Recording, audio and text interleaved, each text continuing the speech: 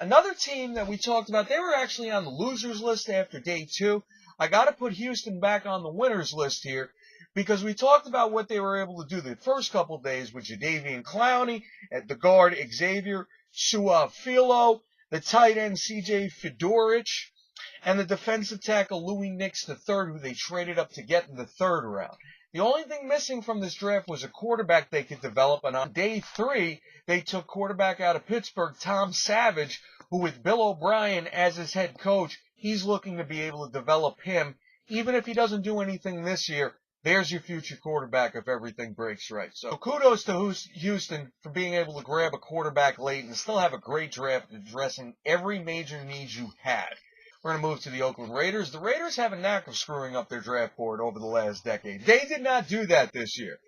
Outside linebacker Khalil Mack fell to them in day 1. They didn't pass him up. In day 2, they grabbed their quarterback of the future in Derek Carr.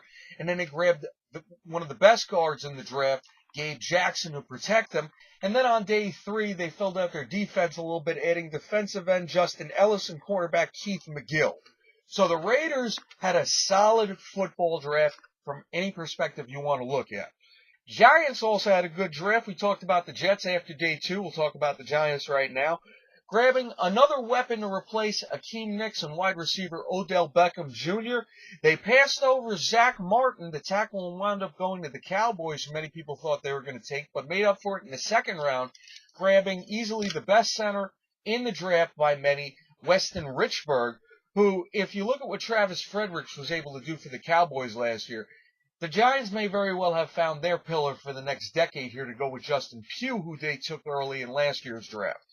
They weren't done, though. They added a decent defensive tackle to help up the middle, replace Gavin Joseph, who left during free agency, and Jay Bromley.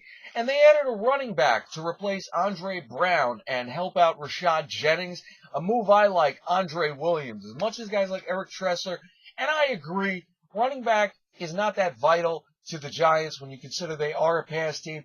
Every good team still needs a backfield to be able to fall back on and open things up for the passing game. And someone like Williams could help them out quite a bit. And they helped out the defense, grab some depth with outside linebacker Devin Kennard and cornerback Bennett Jackson. So the Giants, all things considered, really good draft. I like what they did. It kills me to say that. Some other highlights I want to point out. The first running back did not go in the NFL draft until pick number 54, Bishop Sankey, to the Tennessee Titans. And if you play fantasy football, that's a name to remember because someone has to replace Chris Johnson, and it's not going to be Sean Green. So remember the name Bishop Sankey when your fantasy drafts approach. And at number 62, the New England Patriots caused a lot of drama by taking someone who's widely believed now to be their quarterback of the future, Jimmy Garoppolo. We're going to see what happens to him. They took Ryan Mallett a couple years ago, and he's almost finished with his rookie contract, having barely played in 20 offensive snaps his entire career. So, maybe he is Brady's heir apparent, or maybe he's just going to be another free agent 3 or 4 years from now. We'll see what happens there.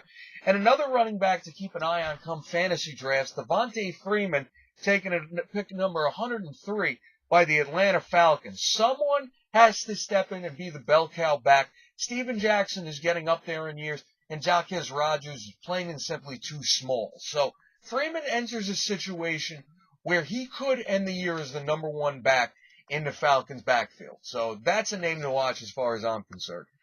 The 2 teams we're going to call out here in the losers category, I want to talk about the Buffalo Bills, who traded up to get wide receiver Sammy Watkins, including trading their first-round draft pick in next year's draft.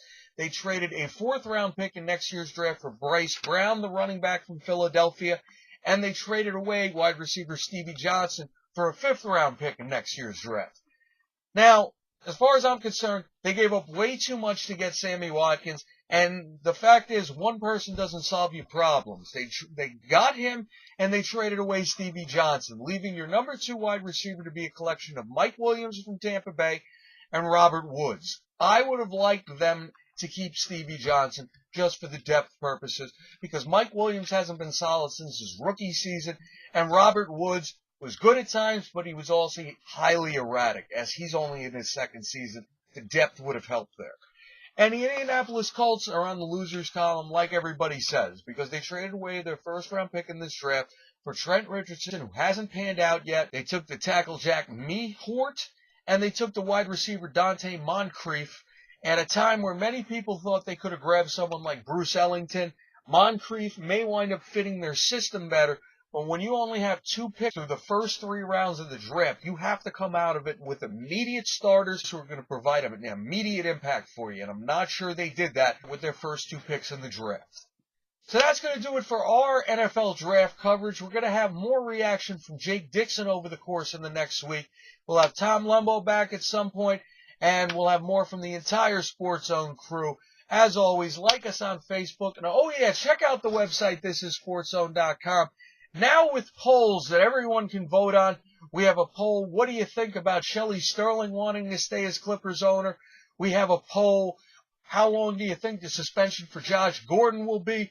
And also vote on who you think did the best out of the NFL draft between the San Francisco 49ers, St. Louis Rams, and Pittsburgh Steelers. Like us on Facebook again. Follow us on Twitter at WeAreSportsZone. Send us any questions you may have. Vote on the polls. Thanks again for watching, folks. We're going to see you next time. I am Mike Aglioloro. Happy Mother's Day, folks.